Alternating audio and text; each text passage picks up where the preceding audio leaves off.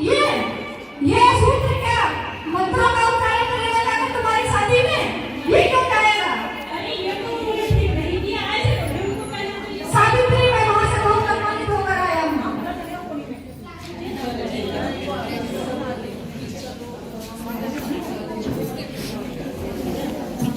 सावित्री मेरी बात में जीती हुई है, मैं समझ गया हूँ, मेरी समझ में सब आ गया है।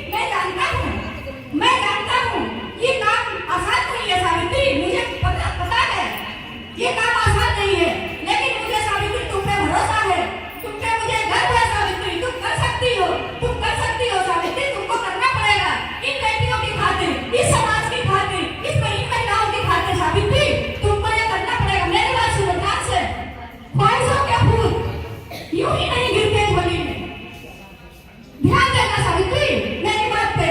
ख्वाहिशों के फूल यूं ही नहीं गिरते झोली में, कर्म के साथ को हिलाना पड़ता है। और अंधेरे को पोसने से कुछ नहीं होता है सावित्री, अंधेरे को पोसने से कुछ नहीं होता है। अपने हक का भी हमें जलाना पड़ता है, अपने हक का भी हमें जलाना पड़ता है सावित्री।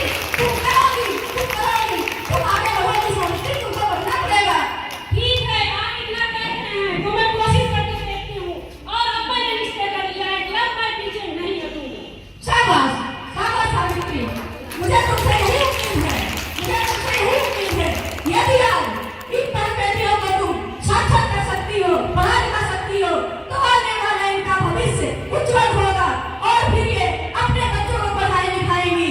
और इसी तरह से कुछ ही समय में हमारा पूरा देश, हमारा पूरा समाज शिक्षित हो जाएगा सावित्री, शिक्षित हो जाएगा। मुझे तुम पर भरोसा है। ठीक है, मैं कोशिश करती हूँ।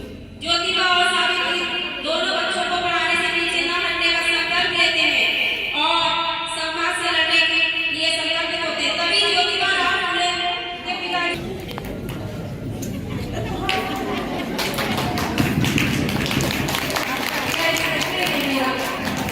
ज्योति, अरे ओ ज्योति, आप पिताजी क्या बात है?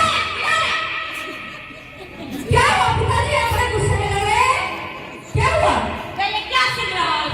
क्या हो गया पिताजी, क्या हो गया? मैंने मना करने के बावजूद भी तूने मेरी बात नहीं मानी। मैंने तुझसे कहा था ना, सूद पढ़ाई करने का काम सूत्रों का नहीं है। पिताजी, शिक्षा तो किसी का हक नहीं है। आप क्यों नहीं समझते हैं इस बात को? पिताजी, शिक्षा ऊंच नीच जात पात किसी के अधिकार नहीं है। सबका अधिकार होना चाहिए शिक्षा पर, किसी का अधिकार नहीं होना चाहिए। अरे मेरी ही गलती थी जो मैंने तुझे पढ़ने दिया। अगर मैं समाज की बात मान लेता तो मुझे आज ये दिन न देखना होता।